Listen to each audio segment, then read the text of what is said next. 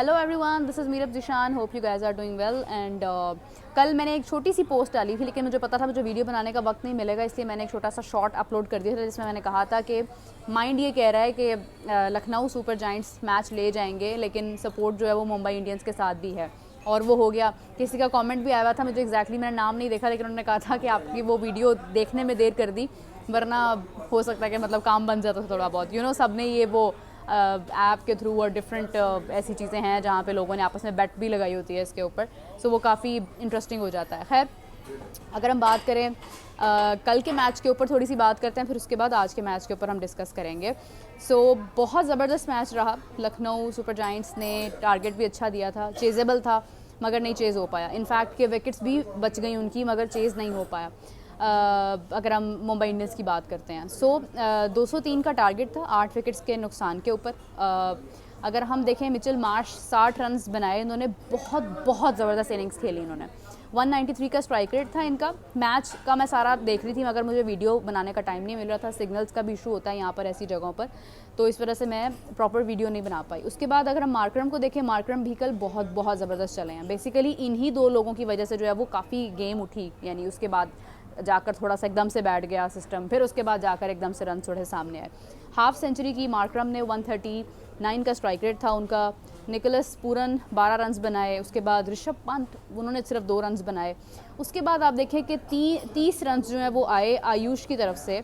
आयुष एक बिल्कुल नया टैलेंट है, 25 साल की उम्र है, लखनऊ सुपर जायंट्स की तरफ से खेल रहे हैं, दिल्ली क्रिकेट टीम की तरफ से भी खेलते हैं, और इसी के साथ साथ अगर हम मज़ीद इनको देखें तो ये बेसिकली स्पिनर हैं। तो आप देखें कि स्पिन की काबिलियत रखते हुए इन्होंने कल बड़े अच्छे 30 रन्स बनाए, जिसकी वजह से ज़रा स्कोर को एकदम से दोबारा से जो है वो मतलब एक बाउंस मिला, या एक स्कोर यानी एकदम से बढ़ गया। 157 का स्ट्राइक रेट था उनका। मिलर आ गए, मिलर भी 27 रन बना सके। आपको अंदाज़ा हो रहा होगा कि कंडीशन कुछ इस तरह से थी कि बॉलिंग को भी एज मिल रहा था, और दूसरी जानिब जो बैटिंग थी, बैटिंग कहीं ना कहीं प्रॉब्लम में आ रही थी, क्योंकि समटाइम्स कंडीशंस ऐसी होती हैं कि बड़ा टेक्निकल बैट्समैन भी जो होता है वो नहीं बैट कर पा रहा होता है। एनवायरनमेंट ऐसा हो जाता है, कंडीशन ऐसी हो जाती है, प्रेशर ऐसा बिल्ड हो जाता है। तो उस सारी सिचुएशन के बाद जब हमने देखा कि बिल्कुल एक यंग टैलेंट आयुष, जो कि 25 साल का है, बेसिकली कोई प्रॉपर बैट्समैन भी नहीं है। मतलब आपको अगर मैं ऑनेस्टली एक बात बताऊं, जितने भी आप प्लेयर्स देखेंगे जो अभी इस वक्त डोमेस्टिक खेल रहे हैं इंडिया में, वो सब अगर वो बैटर्स नहीं भी हैं तो वो बैटिंग की इतनी एबिलिटी रखेंगे कि वो लास्ट में आकर रन्स बना देंगे। बड़ा अच्छा था ये कि उन्होंने 30 रन्स बनाए, वेरा जब मिलर खेल रहे थे तो उन्होंने सिर्फ 27 रन्स बनाए। उसके बाद फिर समद आ गए, 4 रन्स बनाए, फिर उसके बाद ठाकुर साहब आ गए, 5 रन्स बना पाए, और उसके बाद जो है वो फाइनली इस तरह करके मतलब ख़त्म हो गई सिचुएशन। दूसरी तरफ से अगर हम देखें तो बॉलिंग अच्छी थी, बेहतर थी। बॉलिंग में अगर हम देखें तो जो कैप्टन है हार्दिक पांड्या, उन्होंने कल कमाल ही कर दी। उन्होंने 5 विकेट्स हासिल की, 9 की इकॉनमी के साथ खेले हैं। 4 ओवर्स मेरे ख्याल से इन्होंने करवाए हैं, और आप देखें कि इन्होंने 36 रन्स खाए हैं, मगर 5 विकेट्स निकाली हैं इन्होंने, जो कि फाइफर है इनका। और इनका फाइफर जो है उसकी वजह से बॉलिंग मतलब इतनी अच्छी हो गई कि प्रेशर पूरे का पूरा बिल्ड हो गया था। लेकिन उसके बाद फिर आप देखें, पुथुर 1 विकेट हासिल की उन्होंने, कुमार 1 विकेट हासिल की, ट्रेंट बोल्ट 1 विकेट हासिल की। पांड्या कल गेम ले गए हैं, मतलब ज़बरदस्त कर गए हैं, कप्तान है और कप्तानी पूरी की पूरी दिखा गए हैं। उसके बाद मुंबई इंडियंस की बात आई, विल जैक्स 5 रन्स बना पाए, रिकल्टन 10 रन्स बना पाए। उसके बाद अगर आप देखें तो नमन 46 रन्स बना पाए। अभी तक नमन बड़ी अच्छी बैटिंग करते हुए नजर आ रहे हैं। 191 का स्ट्राइक रेट था इनका। उसके बाद अगर आप देखें तो कल एक बहुत अच्छी बात ये हुई कि सूर्या कुमार यादव अच्छा खेल गए। 67 रन्स थे उनके, 43 बॉल्स के ऊपर थे, 155 का स्ट्राइक रेट था। बाउंड्रीज अच्छी लगाई हैं इन्होंने, चौके बहुत स्मार्ट थे इनके। उसके बाद अगर हम देखें तो तिलक वर्मा रिटायर्ड आउट हो गए, 25 रन्स बनाए उन्होंने। उसके बाद पांड्या ने 28 रन्स बनाए, लेकिन अनफॉर्चुनेटली रन्स नहीं बन पाए, और यहाँ पर जो है वो 191 के ऊपर जो है वो मैच खत्म हो गया। 12 रन्स के साथ लखनऊ सुपर जायंट्स अपना मैच जीत गए।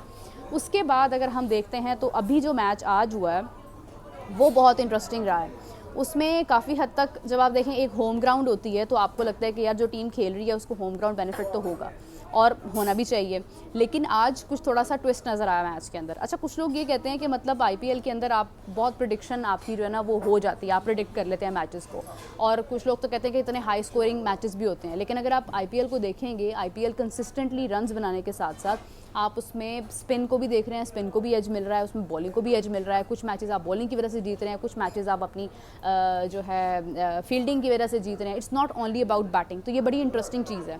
तो अब अगर हम देखें तो आज दिल्ली कैपिटल्स ने जनाब 183 रन्स थे उनके और 6 विकेट्स उनकी जो है वो गई।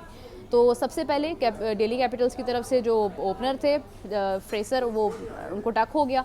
उसके बाद केएल राहुल ने बहुत ज़बरदस्त खेला है, 77 रन उन्होंने बनाए हैं 51 बॉल्स के ऊपर, 150 का स्ट्राइक रेट था, बाउंड्रीज बहुत अच्छी थी। और केएल राहुल की जब भी आप बात करते हैं आप फील करते हैं कि बहुत बहुत स्मार्ट प्लेयर है, बिकॉज अगर आप उनको देखें कि उनकी जो टेक्निक है, जिस तरह से वो फिगर आउट करते हैं चीज़ों को, जिस तरह से वो टेक्निकली खेलते हैं, बहुत स्मार्ट प्लेयर हैं। हर नंबर पे आके उन्होंने परफॉर्म किया है, कंसिस्टेंटली परफॉर्म किया है और इंडिया को रिप्रेजेंट करते हैं और करते आएंगे क्योंकि वो बहुत अच्छा खेलते हैं। केएल राहुल के 77 रन, मुझे लास्ट ईयर याद है कि आईपीएल में उनको डांट भी पड़ी थी, लेकिन ये है कि इस बार उन्होंने बहुत अच्छा खेला है। उसके बाद अगर आप देखें तो अभिषेक की तरफ से 33 रन आए, 20 बॉल्स के ऊपर, 165 का स्ट्राइक रेट था, अच्छा था, बहुत अच्छा था। उसके बाद अक्षर पटेल आ गए, 21 रन बनाए उन्होंने। फिर उसके बाद जो है आ गई बारी समीर की, 20 रन बना पाए और उसके बाद स्टब्स 24 रन बना पाए। देन इसी तरह करते कराते इन्होंने जो टारगेट था वो 183 का सेट कर दिया, 6 विकेट्स के नुकसान के ऊपर।